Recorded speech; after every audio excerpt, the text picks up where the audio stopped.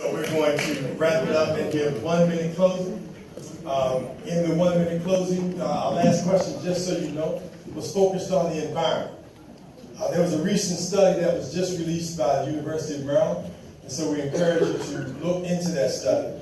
But we're going to allow the first minute to close out, to start at the end of the table with Mr. Johnson.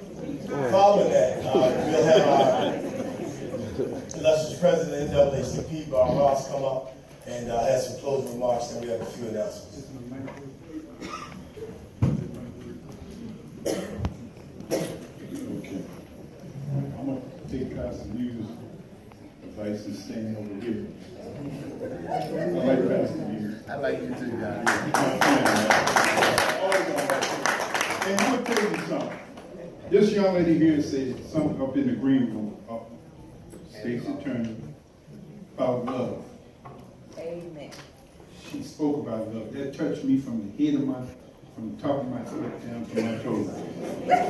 I'm serious. I'm serious, y'all. Now, it's no joke. If y'all give me the chance to be elected, I won't disappoint you all. Because I'm going to put God first. And like Solomon asked God for divine wisdom. And I was, like I said, these are my staff right here. But these people right here are very intelligent. They're very intelligent. They know the stuff. They know the background. But I'm gonna tell y'all people one thing. You can laugh and talk while I'm talking all you want to, but you take me seriously.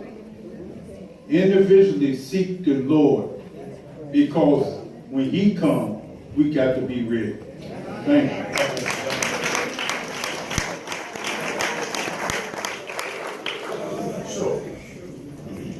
I want to thank you, Bob Ross and NAACP and others for having us. One of the things I never mentioned to you is that I was on the board of trustees of this illustrious college, and we made sure that everything we did had focus on minority participation. So I've been around. Last thing I did, I want you to know, it's not about party, it's about people. I didn't change over to Republican until approximately a year ago, when I tried everything for 20, 30 years, working in the Democratic Party. All those changes that I told you about, I made them as a Democrat. The last thing I did was spend thousands of dollars of my own money to get rid of the last vestige of their control, which was the ballot. So I put one out that had different people inside with the same thing they had outside to stop us from acting like padlocks go. So I have been working for you. Think about it. Policy and people. I am the one that will stand up for you. I have guts, folks. You know, I used to jump out of airplanes, 82nd Airborne Division. I have guts. And nobody in this system controls me. And that's why they also had a fear of what I would do, because I was no dummy and I had my own money, so I could fight. So what I want you to do is just think about changing. You can vote in the general for Jerry Mathis. Thank you so much. Thank you, Mr. Matthews. Ms. Evans. Thank you very much for your time this evening. I really appreciate your patience. As an executive and analyst and activist in my community for the last 35 years, I bring a wealth and breadth of experience to the office of county executive. I've been a nonprofit executive, a national philanthropic leader, and of course a member of Congress. I wasn't given anything. I wasn't given one job to get another job to get another job. And nobody tapped me on the shoulder and said, run for county executive. And I haven't been running for county executive for 8 years. But I want to represent you as a county executive of Prince George's County to focus on innovation, development, education, and accountability so that we can realize our dreams. I'm going to enter the office totally unbound by the ties of developers and outsiders who have too long controlled the destiny of Prince George's County. Who gets jobs, who gets contracts, even who runs for office. I'm going to be prepared on day one to make the tough decisions that you need to be made as county executive, and I'm going to be fearless about doing it. And you know what? Some of that is not going to make the old guard happy. I've been supported by working people people, and I'm proud of that. They chose me because just like Shirley Chisholm, I'm not gonna be bought, and I'm not gonna be bossed. Thank you. And I'll support development in our county when it works for businesses, our neighborhoods, and our communities.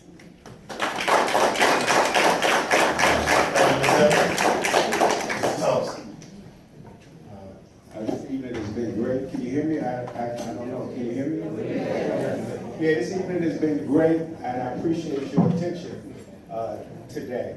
I think we all want Prince George's County to be a more safe, more vibrant, a more productive place to live, work, and raise a family, as well as to do business. And we owe it to the seniors, and we owe it to the kids to be rated AAA in all aspects of life: public safety, senior care, health and recreation, housing and community development. I want to be elected county executive because I believe it's time for us to make a shift, a paradigm shift. I think the county executive is just that, an executive. I've been executive for 35 years, a successful executive at the federal level and the private sector level, and also on the state and local level. I think we need that kind of shift in our leadership here. And I think we need to have an inclusionary prosperity strategy, not one that alienates those that may have done some things improper in the past, but one that opens up the doors so new people can have a seat at the table. And that's important. That's an important. Thank you, everyone in attendance tonight. Tonight we've heard a lot about being patient. There's been a lot of patting on the back and an idea of just holding on for a little while longer. But NAACP and other civil rights organizations, we all know, we hear that old adage about justice delayed being justice denied. As long as we continue to play games with our children in these schools, we're denying them justice in the school. We've heard people run to the media saying, get rid of Dr. Maxwell. Well, we know Rashawn Baker started this mess. Why not say that him resign, the board members he appointed resign, Dr. Maxwell resign, and all of those executive staff under Dr. Maxwell resign. And as long as we don't get our community and law enforcement together, we're denying our public the justice they deserve also. And as long as we don't uplift our brothers and sisters that are in deep despair right now, we're also denying them economic justice. We have to make sure that we understand that there's civil rights work that still needs to be done, and I don't care how you look at it, it's unfinished business. When Dr. King gave his mountaintop speech, I'm sure he had no idea of a place like Prince George's County where we have what we have and we're doing what we're doing to each other. So we need to make sure that we understand we need to build bridges among each other. We need to uplift this county. Stop pointing fingers, but do the right thing and stop saying down the road we'll do it. That's what we've been told, and if we continue to do it, we'll be no worse than that line crap in the White House right now. So we need to make sure that we do the right thing and build bridges. My name is Billy Bridges, and I build bridges, not walls. Thank you, Mr. Bridges. Senator Meeks. Thank you very much. I have 60 seconds to do two things. First, to answer your question, I believe in a clean environment. I sponsored the bills and helped sponsor bills to bring back money to clean up the Chesapeake Bay. No more dumps to be put in Brandywine or anywhere else. Enough is enough. I believe in a clean environment. Number two, I am running not because I need a job or a title or a promotion. I'm running because I have a purpose. I do believe that to whom much is given, much is required. And when you come the way that I have had to come, when they labeled you and told you could never be successful, but somehow by the help of God and good people, you stand up and you're able to do it anyway. That's why I want to reach back to these kids that we have pushed out of school and said it doesn't matter that they didn't make the grades. I don't want that happening again in Prince George's County. I'm running because I know what it's like to be unemployed and have to take money and go into a store and take bread out of the store. That's why I wrote the expungement bill. Had I been caught, I wouldn't be here now. I didn't take it because I had money. I took it because I had to eat and I had nothing to eat. That's why I wrote that bill to deal with that. I want to deal with jobs. When Safeway was about to leave this county, take 700 jobs with them, I was the only elected official to sit down at the table. Unelected was Aisha Brayboy, who's there in the back. We sat down at the table. We didn't have a county executive, we didn't have anybody. We sat down and made sure that we negotiated day and night. And at the end of the day, not only did we get a 10-year contract to keep those 700 jobs here, but we got 200 jobs added to it. 5, 4, 3, 2, 1. See, Anthony Meeks, I want to be your next county executive. I approve this message.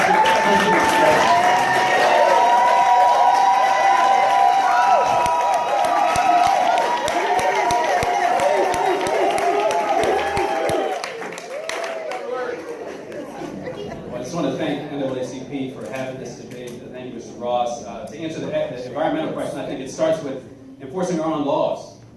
How many companies and polluters use this place as a dumping ground? Because they know we don't chase them. dumping in our forests, dumping in our waterways. I think you have to get serious about even monetizing that. Find the mess out of that person and that company. Make an example out of them. I'm not a traditional candidate. I'm 37 years old, and when I left the Obama administration, President Obama was very clear. It's not over. Get involved. And for 37 years, 36 of them, I lived here in Prince George's County. Again, first in my family to graduate high school because of the grace of God, some great public school teachers, and a great family, some of who are here tonight. And I need to be clear about that because, again, tearing each other down doesn't do anything about the increasing hunger rate, doesn't do anything about the war on drugs that's coming back with this new administration. They're not kidding. Doesn't do anything about Donald Trump being very serious about reducing the administrative state. How many feds live in this county? I keep in touch with my former colleagues from DOJ and AmeriCorps. Forced retirement, buyout, pushing them to the door. How do you like our new FBI headquarters? 10 years planning for that. Gone. We can't continue to pretend like everything's okay. And again, the tidal waves I talked about that are coming this year, next year, immigration issues, war on drugs, the structural deficit that this county faces, where's that money coming from? Not your property taxes. Thank you. All right, well, I'm Paul Montero. I hope to have your consideration on June 26th. Thank you. First, to say thank you to the NAACP and to the Municipal Association for hosting tonight. I also want to thank all of you, and most especially want to say thank you to my family. My mother and father and my sister and my daughter are here tonight. For those of you all who know, this is a labor of love for all of us. This is not easy, 14 hours a day, 7 days a week we're working, but we do it because we love and believe in our county. Yeah. I came to you in 2010 to ask you for an opportunity when nobody had ever heard of it. I had 2% name recognition, no money, and you know what? And by the way, nobody had ever heard of me. But you gave me an opportunity, and I did exactly what I promised. I told you that I would oversee a criminal justice system that worked for you and not against you. We've done that at a time where we have reduced violent crime by 50% in 7 years, all at the same time that we have kept kids in school and we've given second chances where it was appropriate. I'm coming back to you again today to ask you for yet another opportunity to continue to deliver to Prince George's County the dreams that we know are possible for all of us to fulfill Prince George's County's potential. I say this to you, I stand on my record tonight. I stand on my record, and you know what else? My parents raised me white, and guess what? Not only is my record good, but so is my name. I have led you with dignity, and I have led you with the highest integrity. And I promise you, you know what? And that will never change. My father told me something important. In this life, you get two things that you must protect with everything you have: your time and your good name. I will continue to represent you. If God is willing, I will be your next county executive. And I thank you so much for the opportunity.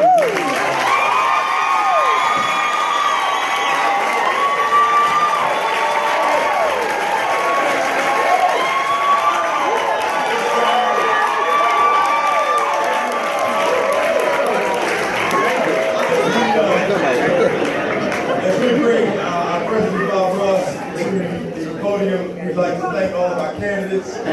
We'd like to thank all of you all for withstanding the time as well as the heat on both sides of the fence. We also like to thank Mr. Brian Shivers and George Hodge Community Kinship Coalition. Mr. Ellis from NAACP, who serves as our timekeepers, has also supported our green room.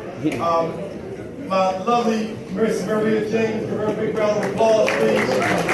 She's the editor of Hyattsville Life and Time. You can read her on HyattsvilleLife.com. And I'm the host of the Peace in the Morning Show, a live stream broadcast. And Monday is Political Monday. I look forward to having all of you on the show, and you all can talk with them directly. So thank you very much for your time, your energy, and please be seated. We have one announcement left. Mr. Bob Ross, give him a big round of applause, please.